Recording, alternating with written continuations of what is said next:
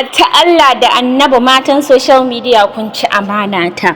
Kuna tare da mazajenku suna soce-socen guri mai daraja. Kuna tare da mazajensu suna fuskantar matsala ta kaikayi da kuraje a ƙasansu. Duk kuna fama da su. Amma ba za ku iya zuwa ku sai musu magungunan sanyi ba. Sai ka ji mijin wance tana nan yana tsaye yana soce-soce ita kuma tana kallo, alhalin ku kuna biyowa kuna zagayowa kuna karban anti 7 up kuna sha, kuna karban tafasa ɗaya kuna sha, kuna amfani da fem wash kuna tsarki. Me yasa kuke haka? Magungunan sanyi na duka maza da mata za su yi amfani da shi.